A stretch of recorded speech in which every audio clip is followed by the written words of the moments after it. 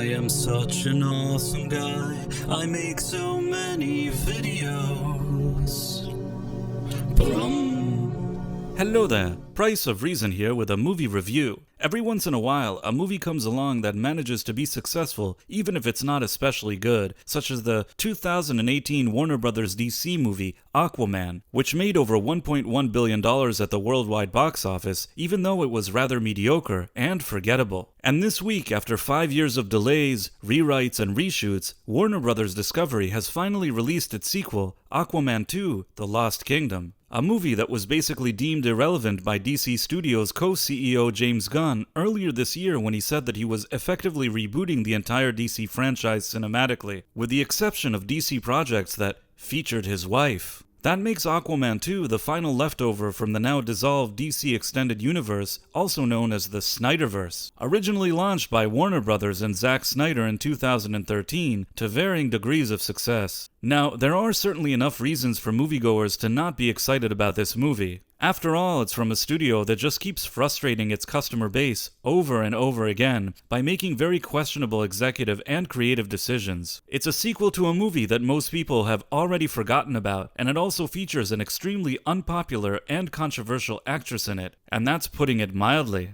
Still, as a movie reviewer, I always like to give movies a fair chance. And now that I've seen Aquaman 2, I can finally share my thoughts on it. In this video, I will discuss the general plot of Aquaman 2, what I didn't like about the movie, what I did like about the movie, followed by my official score. The movie starts off by showing us how Aquaman is adjusting to being a husband and a father, as well as the bureaucratic challenges he faces as the King of Atlantis, especially since there's suddenly a council of very diverse women that won't give Aquaman permission to do anything, for some reason. Anyhow, it turns out that David Kane, whose father was killed by Aquaman in the first movie, is back for revenge, and with the help of the agent from the MCU's WandaVision and Ant-Man 2, Kane finds a trident that possesses him, while also giving him unlimited power. It turns out that the creator of that trident is Kordax, an ancestor of Aquaman, and if Kordax gains possession of his descendant's blood, he can resurrect himself or something. In order to stop Kane and Kordax from destroying the world, Aquaman recruits his brother and adversary Orm, who he battled in Aquaman 1 for the throne of Atlantis. And it turns out that Kane has also stolen some type of metal that emits greenhouse gases, so Aquaman has to save the Earth from climate change before it's too late.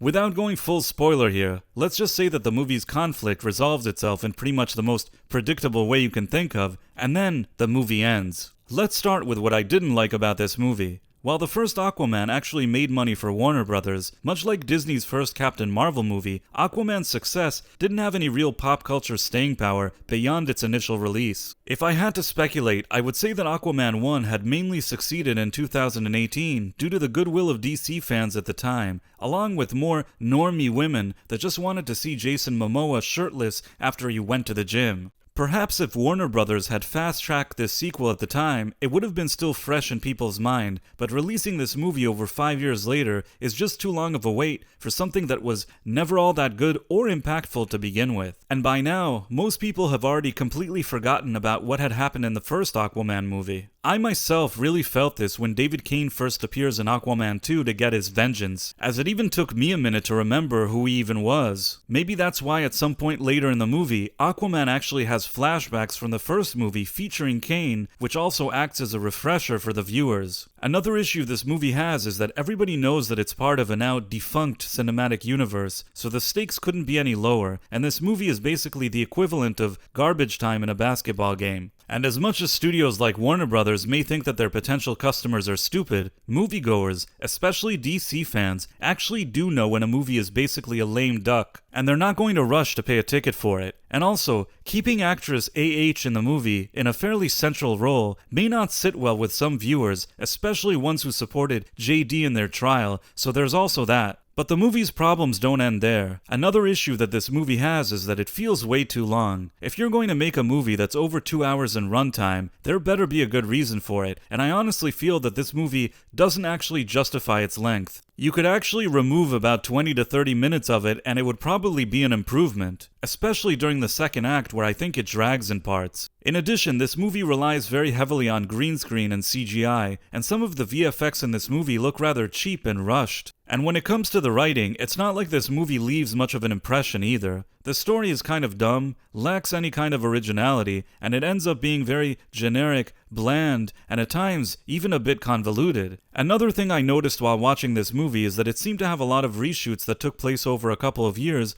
causing the weight of some actors to constantly shift around from scene to scene. To make matters worse, Ben Affleck's Batman has been completely removed from this movie, even though he had initially filmed scenes for it. I suppose that James Gunn wanted to make sure the door was completely shut on the Snyderverse, so he didn't want Affleck's version of Batman there. But given that this was Affleck's final filmed appearance in the role, Gunn could have kept him in there, just as a type of swan song. Finally, there's only one mid-credit scene that feels like it was originally in the movie itself, and there's no post-credit scene at all. Still, even with all of my criticism towards the movie, there were some aspects of it that I at least somewhat enjoyed. For starters, the brother adversaries working together is a storytelling element that I think mostly works. Yes, we've seen a similar setup in the past with the MCU's Thor and Loki, but I still think that it was rather well done here, mainly due to Patrick Wilson's performance as Orm. And while Jason Momoa is not necessarily the best actor in the world, he does have some natural likability and a rather amusing dude bro type of charm. Also, while there's some environmental agenda nonsense randomly shoved into this movie, it doesn't take up enough screen time to really bother me. I mean, you may find yourself rolling your eyes a few times when the climate change stuff is mentioned, but aside from that, it's rather harmless. A theme that I did like in the movie was the importance of family, including Aquaman stepping into his role as a father. These type of themes are mostly missing from Hollywood these days for whatever reasons, so it was somewhat nice to see. Overall, as a standalone movie, I would say that Aquaman isn't great, but all things considered, surprisingly, it also isn't the worst movie that I've seen. And I do give director James Wan some credit for at least trying to make it lighthearted and fun in parts. Quality-wise, it could have been an acceptable direct-to-streaming original movie on Netflix or Max, but I think it just isn't amazing enough to justify a trip to the movie theater. It's the type of movie you put on at home in the background when you can't fall asleep. And in the bigger picture, as part of the DCEU series of movies, it's pretty much the equivalent of a fart in the wind, or perhaps in this case,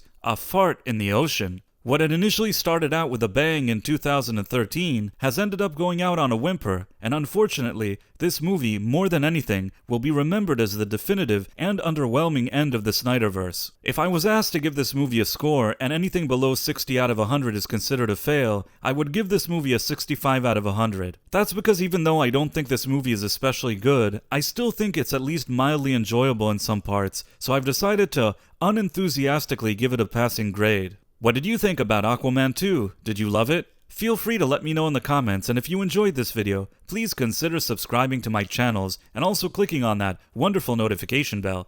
Thanks for watching, my friends. Thank you, and good day.